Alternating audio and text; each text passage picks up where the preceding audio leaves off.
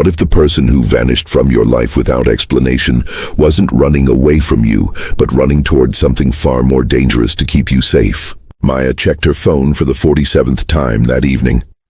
The glow of the screen illuminated her face in the darkness of her apartment, casting shadows that seemed to mirror the hollowness spreading through her chest. 3 days. 72 hours since Ethan's last message.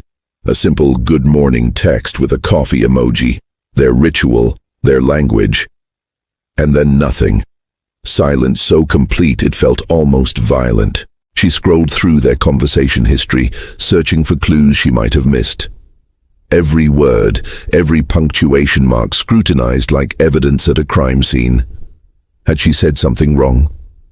The last real conversation they'd had was about meeting his family next month. He'd seemed excited, hadn't he? Or had she imagined the warmth in his voice, projected her own hopes onto his carefully chosen words? The half-empty wine glass on her coffee table had gone warm.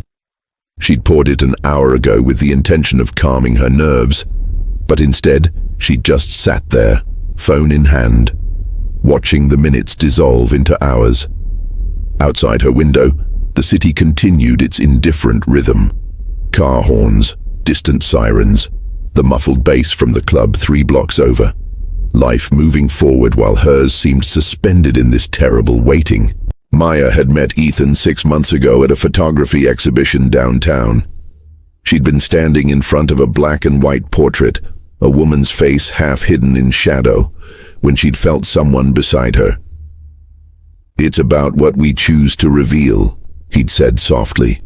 And when she turned, his eyes held the same kind of depth as the photograph. They'd talked for 3 hours that night, closing down the gallery, the security guard eventually having to usher them out with an apologetic smile. Everything after that had felt inevitable. Easy. The kind of connection people spend lifetimes searching for.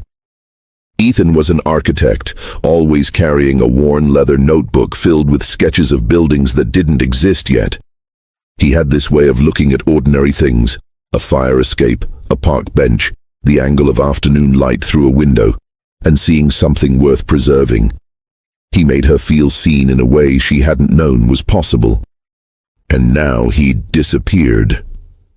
Her best friend Jordan had suggested all the usual explanations.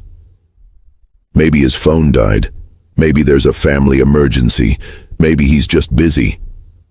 But Maya knew Ethan, knew the rhythm of their communication, the way he'd text her during his lunch breaks, sent her photos of interesting doorways he'd pass on his walks. This wasn't busy. This was absence. This was a door closing without explanation. She'd driven past his apartment twice today, hating herself for it even as she did it. His car wasn't there. The windows were dark. She'd almost gotten out, almost walked up to his door and knocked, but something had stopped her. Pride, maybe, or fear of what that desperation would look like in the harsh light of day. So she'd driven home, fingers gripping the steering wheel until her knuckles went white, and resumed her vigil with her phone. What Maya didn't know, what she couldn't possibly know, was that at that very moment, Ethan was sitting in a darkened hotel room 40 miles outside the city, his own phone face down on the nightstand. Every muscle in his body ached with the effort of not reaching for it, not typing her name, not explaining everything he couldn't explain. The manila envelope had arrived at his office 4 days ago. No return address. Inside, photographs. Dozens of them. Maya leaving her apartment building. Maya at the coffee shop where she worked every Tuesday afternoon on her laptop. Maya walking through the park on her morning run, earbuds in, completely unaware of the camera tracking her movements. And with the photos, a note. 3 words in printed text. Stay away, or else. Ethan had felt his entire world tilt.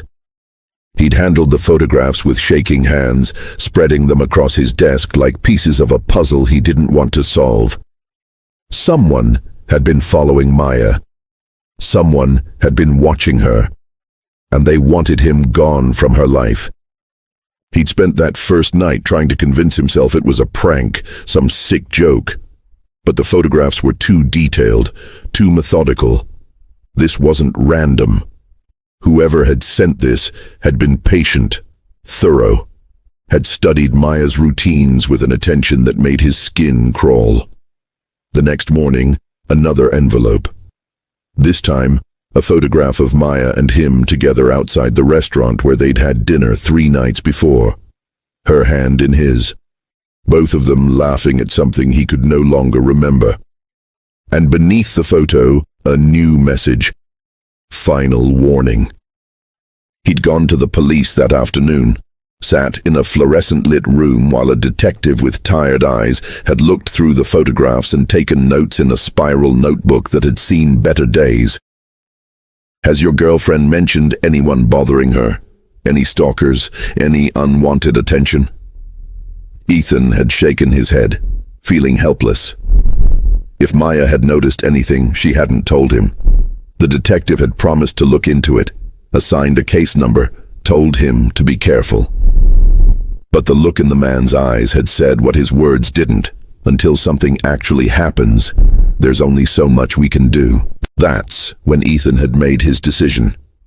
If staying in Maya's life put her in danger, he'd leave it. Simple as that. He'd packed a bag, checked into this anonymous hotel with its water-stained ceiling and thin walls, and forced himself into silence. Every instinct screamed at him to warn her, to explain, to keep her close where he could protect her. But the photographs proved that proximity was the danger. Whoever was watching wanted him gone. Maybe if he disappeared, they'd leave her alone. So he'd stopped answering, stopped checking her messages even though he knew they were piling up, stopped allowing himself to imagine her confusion, her hurt. This was protection, he told himself. This was love in its most painful form, the kind that requires vanishing. What neither of them knew was that the real danger had nothing to do with their relationship at all.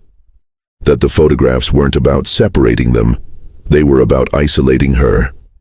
That every hour Ethan spent in hiding was an hour Maya spent more alone, more vulnerable, more perfectly positioned for something neither of them saw coming.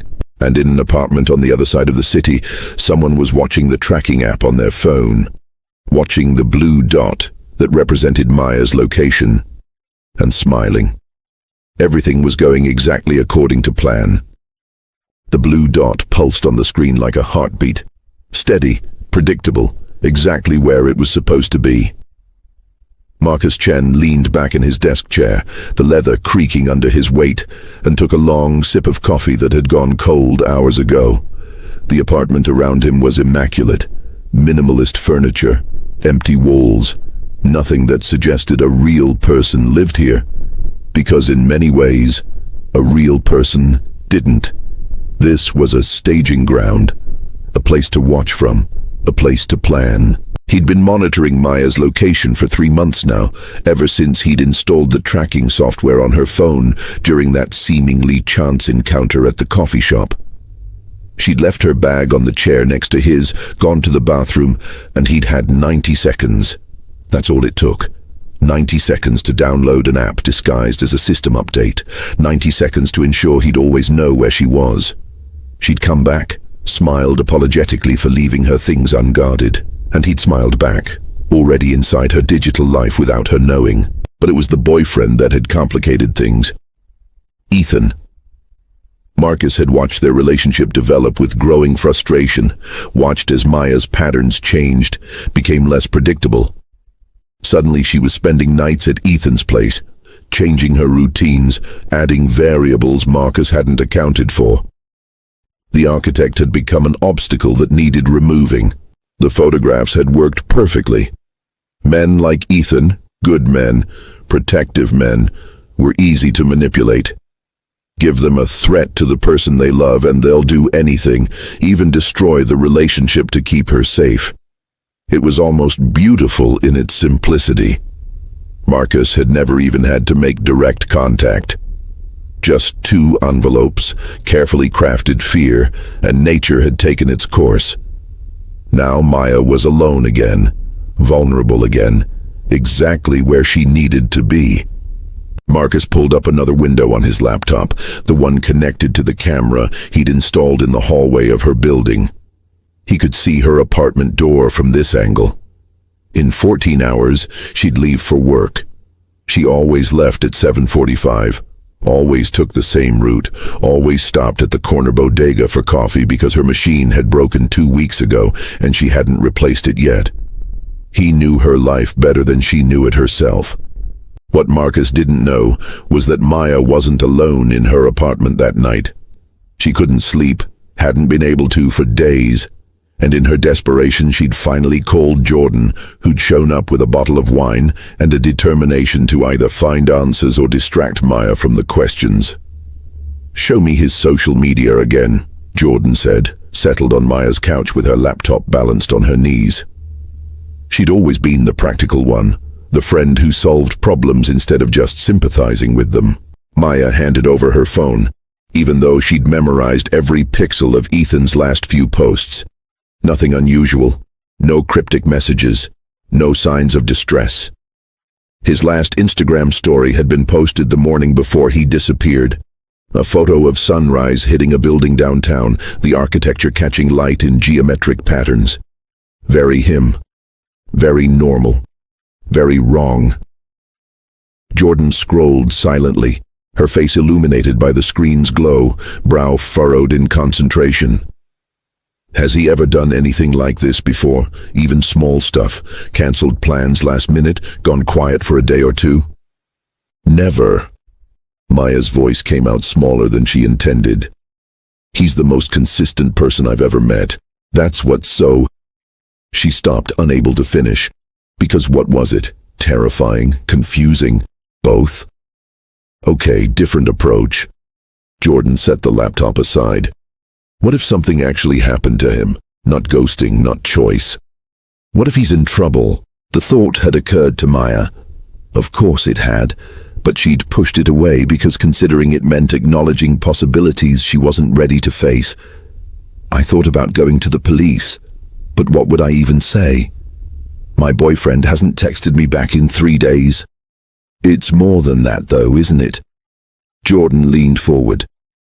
You said he had that project deadline coming up, the big one with the firm downtown. Has he posted anything about that? Has anyone from his work said anything? Maya felt something shift in her chest. She hadn't thought to check his professional accounts, had been too focused on the personal silence. With shaking hands, she pulled up LinkedIn on her phone. Ethan's profile loaded slowly, and there, a post from his firm's official page from yesterday. A team photo celebrating the completion of the Riverside Development Project. Ethan wasn't in it. He's not there, Maya whispered. This was his project. He's been working on it for 8 months. Why wouldn't he be in the photo? Jordan took the phone, zooming in on the image, studying the faces of Ethan's colleagues. Call the office. Tomorrow, first thing. Say you're trying to reach him about something personal. See what they say. It was a plan.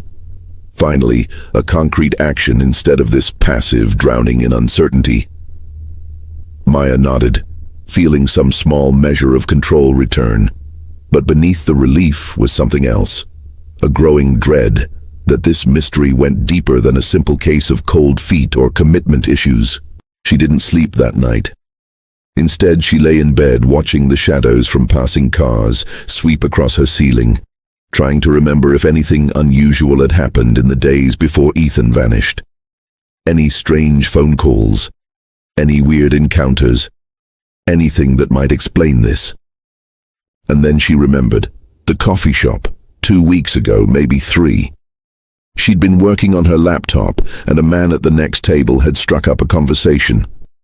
Friendly, casual, asking about her work. She was a graphic designer, freelanced mostly, and he'd seemed genuinely interested in her process. They'd talked for maybe 20 minutes before she'd excused herself to use the bathroom. When she came back, he was gone. At the time, she'd thought nothing of it. The city was full of brief encounters, fleeting connections that never went anywhere. But now, in the darkness of her bedroom with Jordan asleep on the couch in the living room, Maya felt a cold finger of unease trace down her spine. Had he touched her bag while she was gone? Had she left her phone on the table? She couldn't remember. The memory was too vague, too insignificant at the time to have been properly filed away. But now, it felt important. Now it felt like maybe the beginning of something she'd been too blind to see. In his hotel room, Ethan was having similar thoughts. He'd spent the past 3 days retracing every moment leading up to those photographs, trying to understand who would want to threaten Maya. He'd made a list, everyone he could think of from her life, from his. Anyone who might have a reason to watch them. The list was pathetically short. Neither of them had dramatic exes or obvious enemies. They were boringly normal people living boringly normal lives. Except now they weren't. Ethan had stopped trusting the police after his second visit to the precinct. The detective had looked at him with barely concealed skepticism, suggested that maybe Maya was the one who'd hired someone to scare him off, test his commitment. The implication had made Ethan's blood boil. But more than anger, he'd felt helplessness. The system couldn't help him, wouldn't help him. Not until something worse happened. So he'd started his own investigation. He'd created a new email account, untraceable, and sent messages to private investigators he found online. Most hadn't responded, but one had, a woman named Sarah Chen who specialized in stalking cases. She'd agreed to meet him tomorrow at a diner outside the city. Her fee was steep, but Ethan would have paid anything. This wasn't about money, this was about Maya's safety, about understanding what they were facing. He picked up his phone, allowed himself one moment of weakness, and opened Maya's Instagram. Her last post was from yesterday, a photo of her coffee mug, the one he'd bought her with a stupid pun printed on it. The caption read, "When life gets complicated, at least coffee is simple." 3 words that felt like they were meant for him, even if she didn't know he'd see them. His thumb hovered over the like button. It would be so easy. One tap, and she'd know he was still alive, still out there somewhere. But that same tap would tell whoever was watching that he hadn't really disappeared, that the threat could escalate. He locked the phone and set it down, hating himself. What neither Ethan nor Maya knew was that Marcus had made a mistake. A small one, barely noticeable. But in the world of surveillance, small mistakes were the cracks that entire operations fell through.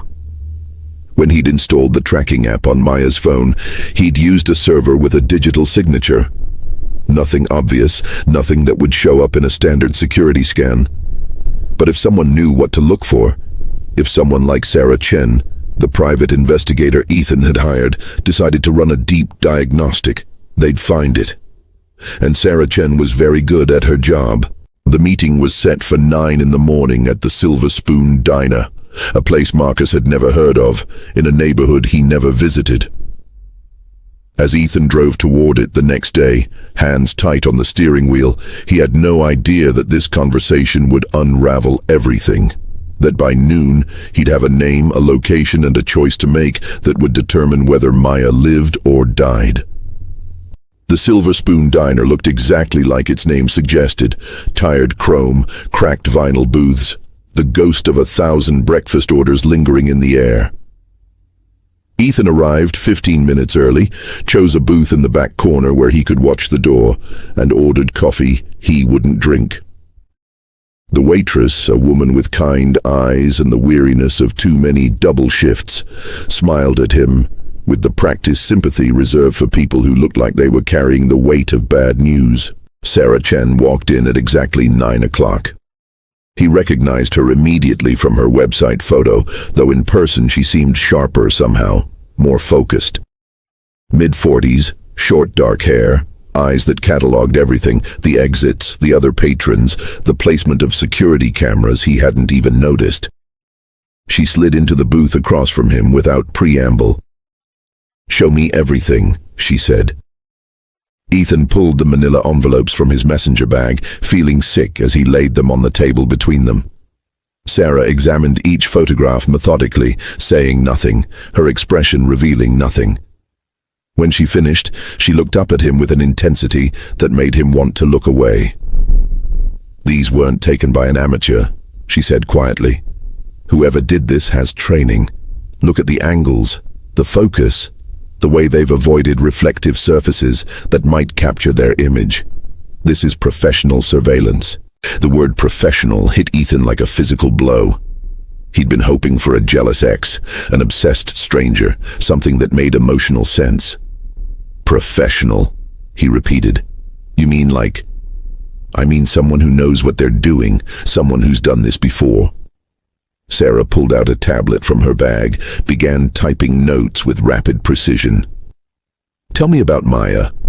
Her work, her background, her family, everything." So Ethan told her about Maya's childhood in suburban Connecticut, about her parents who'd retired to Florida, about her unremarkable job as a freelance graphic designer. He watched Sarah's face for signs that something he said triggered recognition, but she remained impassive, just kept taking notes, kept asking questions that seemed to spiral outward into every corner of Maya's life. Any inherited money, property disputes, legal issues in the family? No, nothing like that. What about her clients? Anyone she's turned down work from? Anyone who might have developed an unhealthy attachment? Ethan felt his frustration rising. She designs logos and marketing materials for small businesses. There's nothing dramatic about it. She's not involved in anything dangerous or controversial. That's what makes this so. He stopped, the word incomprehensible dying on his lips. Sarah set down her tablet and looked at him with something that might have been pity. "Mr. Keller, in my experience, stalkers don't need rational reasons. Sometimes there is no why that makes sense to anyone except the person doing it. Sometimes it's just fixation, random, arbitrary, and completely devastating." The words settled over him like ash. He'd been searching for logic in something fundamentally illogical, trying to find the thread that would make the pattern clear when maybe there was no pattern at all, just chaos wearing a human face. "Can you help me?" His voice came out rougher than intended. "I can try." Sarah pulled out a business card, wrote something on the back. "I need access to Maya's phone. Not physically. I need you to get her to download this app. Tell her it's a security program. Tell her whatever you need to tell her. But don't mention me. Don't mention any of this. If someone's watching her, they might be monitoring her communications." Ethan stared at the card. "I can't. I've been avoiding contact to keep her safe." "And how's that working out?"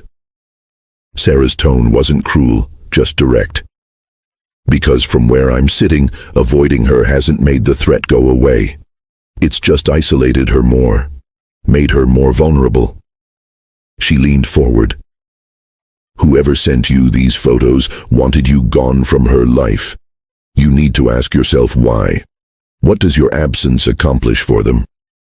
The question hung in the air between them, and Ethan felt something fundamental shift in his understanding. He'd assumed the threat was about him, about something he'd done or someone from his past. But what if it wasn't? What if removing him from Maya's life was just step one of something larger? Across the city, Maya was having a conversation that would lead her to the same conclusion from a different direction. She'd called Ethan's office that morning, her hands shaking as she dialed, and asked to speak with him about the Riverside project. The receptionist's voice had gone careful, guarded. "I'm sorry, but Ethan took an unexpected leave of absence last week. I can transfer you to someone else on the team if—" "Leave of absence?" Maya's voice had risen, despite herself. "Did he say why? Did he say how long?" "I'm not really authorized to discuss personnel matters, but if you're a family member, I can have his supervisor call you back." Maya had hung up without responding, her mind racing. A leave of absence, unexpected, which meant Ethan hadn't ghosted her on a whim. Something had happened that was serious enough to make him step away from a project he'd dedicated months to. Something he hadn't told her about. Now she sat in Jordan's car outside a police precinct, arguing about whether to go inside. Jordan had insisted on coming, had taken the morning off work, determined to be useful in a situation where usefulness felt increasingly impossible to define. "What if I'm overreacting?" Maya said for the third time. "What if he just needed space and I'm about to file a missing person report like some clingy—" "Stop." Jordan turned in the driver's seat to face her fully. "You said his office didn't know where he was. That's not normal. That's not needing space. Something's wrong, Maya. You know it. I know it. So we're going to go in there and we're going to make them listen." The precinct was exactly as Maya had imagined from every cop show she'd ever watched. Fluorescent lights, scuffed linoleum, the overwhelming sense of bureaucracy grinding slowly toward indifference. They waited 40 minutes before a detective would see them. When they were finally ushered into an office, Maya recognized the tired eyes immediately. This was a man who'd seen too much and believed too little. She explained everything. The sudden silence, the leave of absence, her growing certainty that something was wrong. The detective, whose nameplate read Martinez, took notes with the mechanical efficiency of someone who'd heard variations of this story 100 times. "How long has it been since you had contact?" he asked. 4 days. Something flickered across Martinez's face. Recognition, maybe. Or remembrance. He pulled up something on his computer, scrolled through files with deliberate slowness. "And your boyfriend's name is Ethan Keller, spelled Keller?" "Yes." "Why?"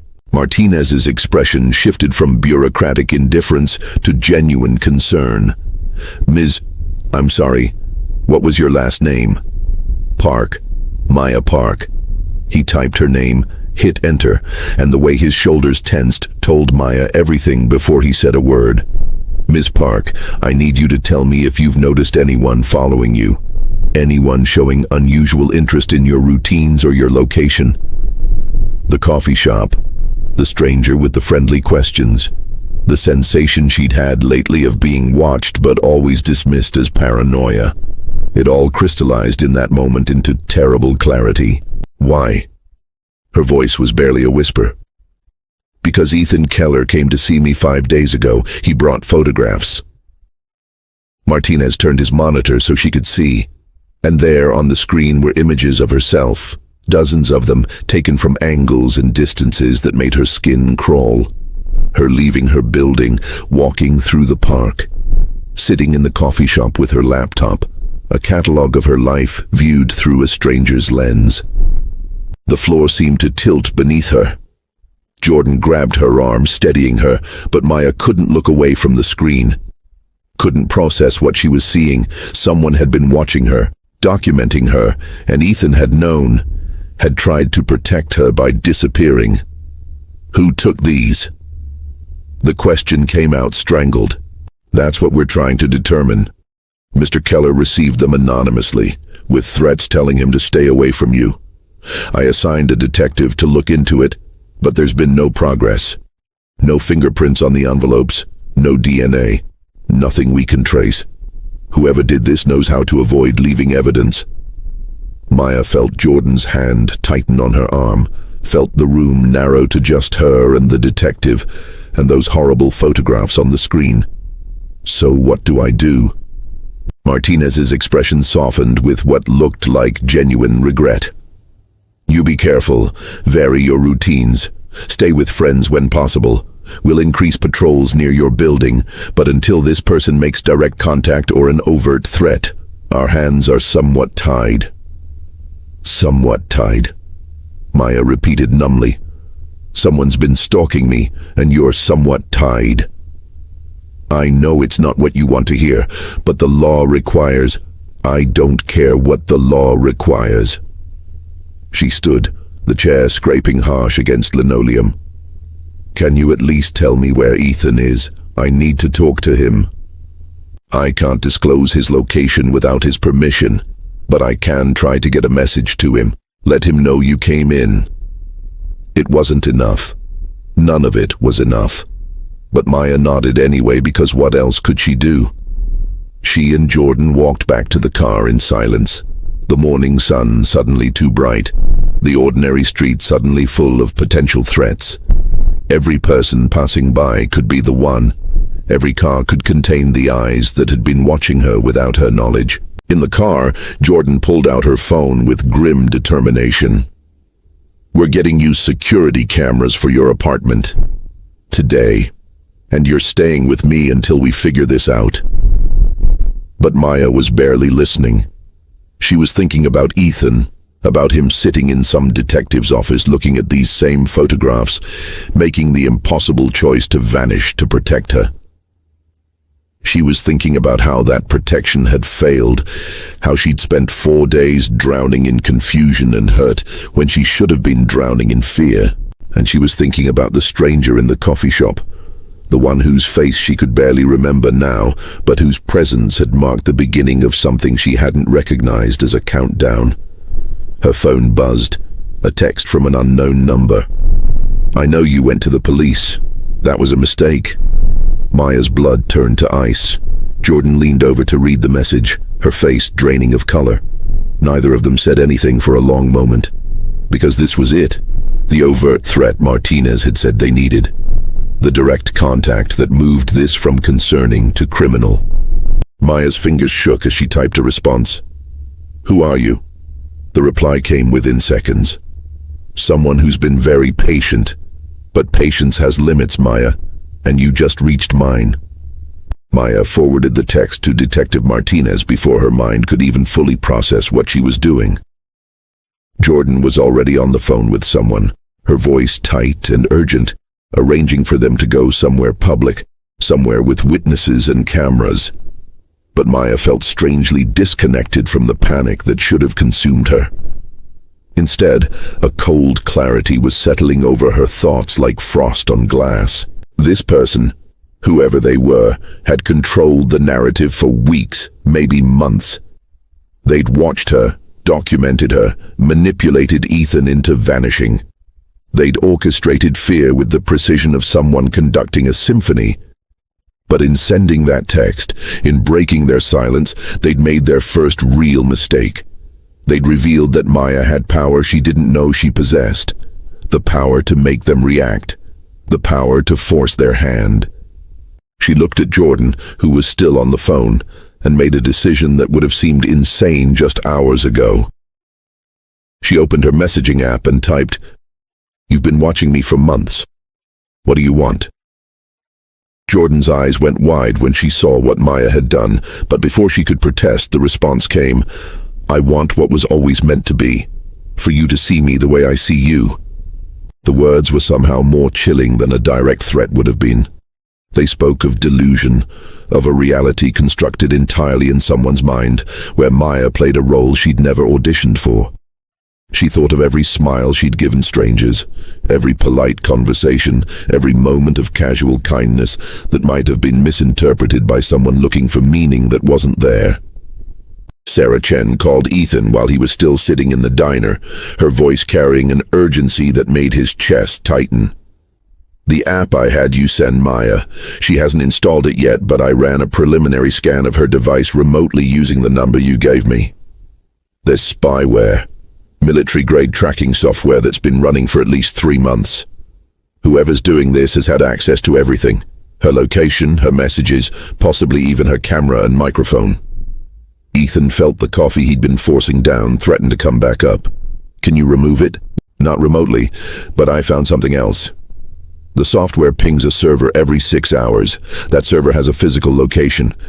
I'm sending you an address now." His phone buzzed with a message containing a street address in a neighborhood he didn't recognize. "What am I supposed to do with this?" "Whatever you think is right, but Ethan..." Sarah's voice dropped lower. "If you're going to confront this person, don't go alone, and don't go unarmed with information. I've already sent everything I found to the police, but we both know how long that process takes. This is happening now." Ethan stared at the address on his screen. Every rational part of his brain screamed that he should wait for the police, should follow proper channels, should not put himself in danger.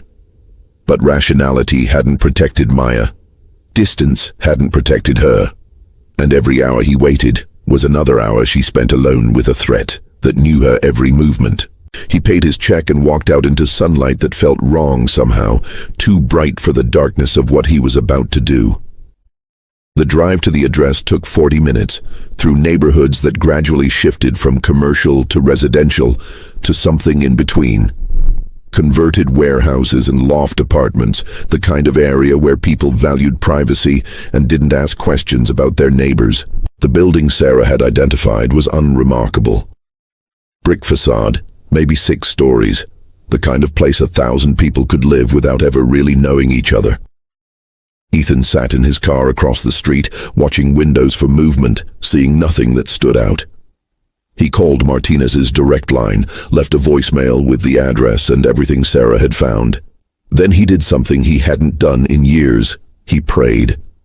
Not to any specific God, just to the universe itself, asking for Maya to be safe, for this to end without anyone getting hurt.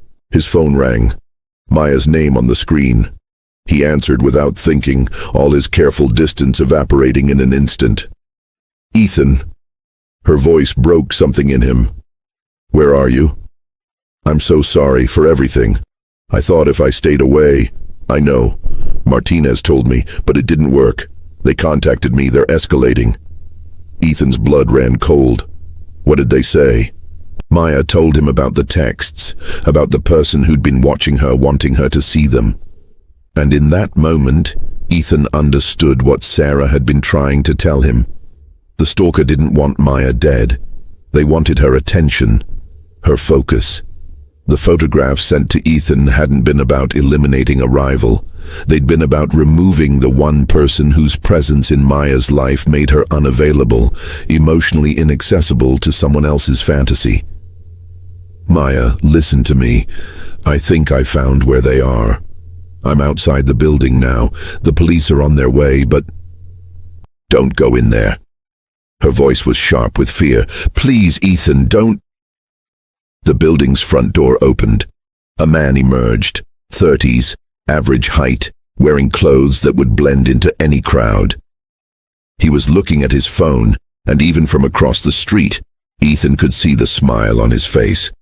The smile of someone reading something that pleased them. Reading texts from Maya. Ethan ended the call, his heart hammering. He watched the man walk to a car parked 2 spaces down. Watched him get in but not start the engine. Just sitting there, phone in hand, that same slight smile playing at his lips. And Ethan realized with sudden terrible clarity that this man was about to go to wherever Maya was, that the escalation Sarah had warned about was happening right now. He dialed 911, gave them the address, described the car and the man inside it. Then he called Maya back. Where are you right now? Jordan's car parked outside the 3rd Street station. We were going to wait for the police inside. Listen to me very carefully. I need you to go inside right now. Don't wait. And Maya, his voice caught. I love you. I need you to know that. Everything I did was because I love you. I know, she whispered. I love you too. The man in the car was pulling out into traffic. Ethan started his engine, keeping distance, following. He stayed on the phone with Maya, talking to her, keeping her calm, while with his other hand he texted Martinez the make and model of the car he was following, the direction they were heading. The police would intercept them. They had to. Because Ethan wasn't trained for this, wasn't prepared to be a hero.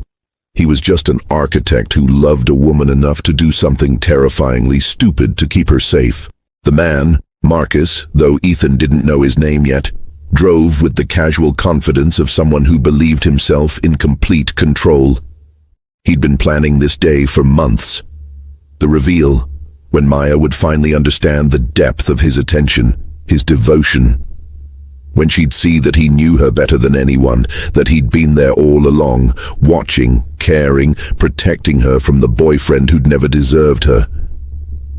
He'd written the speech in his head 100 times, rehearsed the moment when understanding would dawn in her eyes. He never saw the police cars until they were boxing him in, forcing him to the curb 6 blocks from the station where Maya waited. Never anticipated that Ethan would track him, that Sarah Chen would break through his careful digital security. His world of control shattered in the span of seconds. Officers surrounding his car, hands on weapons, commands to exit the vehicle slowly. In Jordan's car, Maya heard the sirens. Watched through the window as police cars screamed past, heading in the direction Ethan had been calling from. She gripped the phone so hard her knuckles went white, listening to Ethan's breathing on the other end. Neither of them speaking because there were no words for this moment where everything hung in terrible suspension. Martinez called her 10 minutes later. "We have him. The man who was stalking you. He's in custody." The relief that should have flooded through her didn't come. Instead, Maya felt only numbness, the shock of realizing how close she'd been to something she couldn't even fully imagine. How many times had she walked past him in the street? Had he been in her building? Had she smiled at him once unknowing and sparked something that would grow into this nightmare? They brought her to the station, took her statement, showed her a photograph. Marcus Chen, 34, worked in IT for a medical supply company. No criminal record. Nothing that would have flagged him as dangerous until he became exactly that. She stared at his face in the photo, searching for something that would explain why this obsession, but she found nothing. He looked ordinary, forgettable, the kind of person you'd pass 1,000 times without noticing. Ethan met her outside the station as the sun was setting. They stood there on the sidewalk, just looking at each other, both of them processing months of fear and confusion that had come down to this single day of resolution. He reached for her hand, and she took it, feeling the solid reality of his presence after so many days of absence. "I'm sorry I disappeared," he said quietly. "I thought it was the right thing." "I know, but Ethan..." She squeezed his hand. "Promise me something. If there's ever another time when you think you need to protect me by leaving, don't.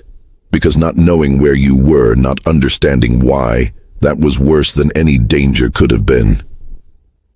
He nodded, understanding settling between them like a contract written in shared trauma. They'd both learned the same lesson from different angles. That protection without communication is just another form of isolation. That love expressed through absence still feels like abandonment. Martinez found them there, handed Maya a folder with resources, victim services, security recommendations, the name of a therapist who specialized in stalking cases. "He'll be charged with multiple felonies, stalking, harassment, illegal surveillance. With the evidence we have, he'll go away for a long time."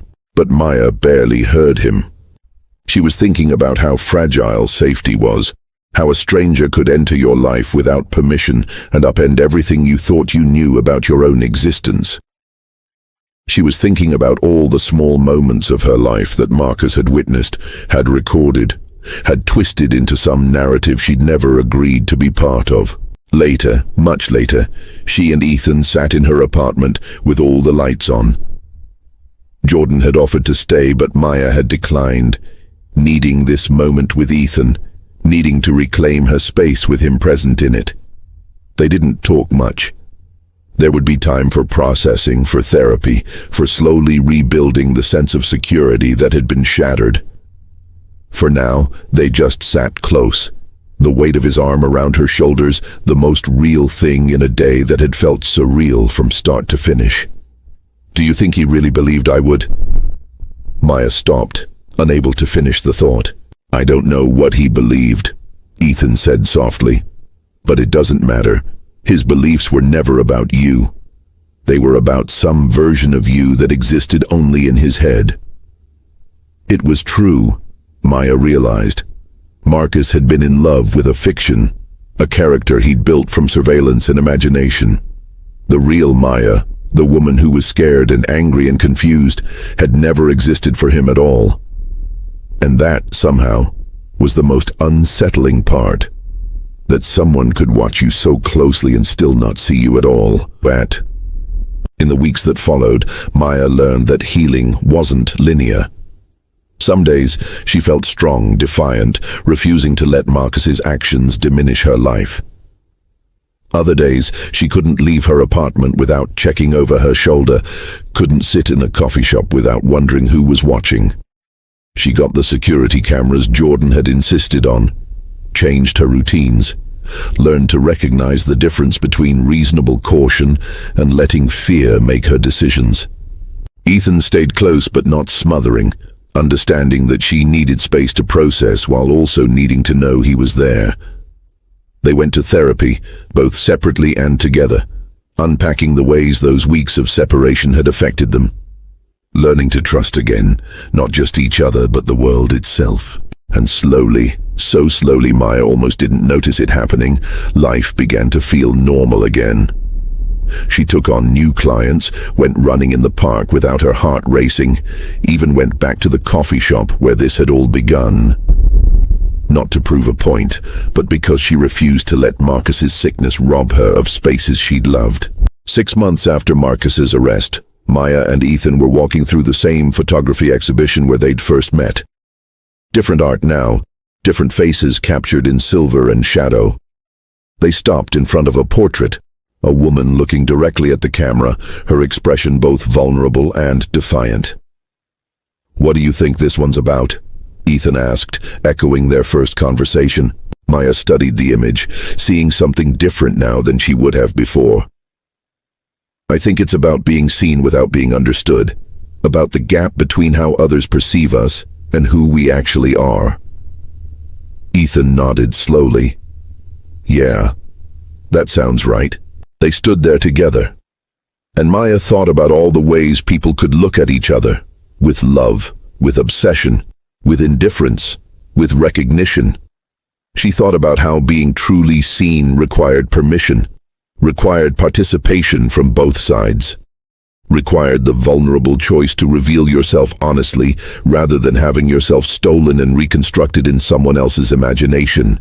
Sometimes the people who claim to see us most clearly are actually blind to everything that makes us real. Sometimes protection looks like distance when what we actually need is presence. Sometimes the scariest thing isn't the danger itself, but the way it hides in ordinary moments, in casual encounters, in the spaces between what we notice and what we don't. Maya had learned that safety isn't about controlling every variable or predicting every threat. It's about building a life strong enough to withstand uncertainty, surrounded by people who choose to stand beside you when things fall apart. It's about the difference between being watched and being known, between being wanted and being loved. And as she left the gallery that night, Ethan's hand warm in hers, she carried with her a question that would shape how she moved through the world from that point forward. If we can never completely control who sees us or how they interpret what they see, then what matters most is who we choose to reveal ourselves to, and whether they love us for who we actually are or for who they imagine us to be.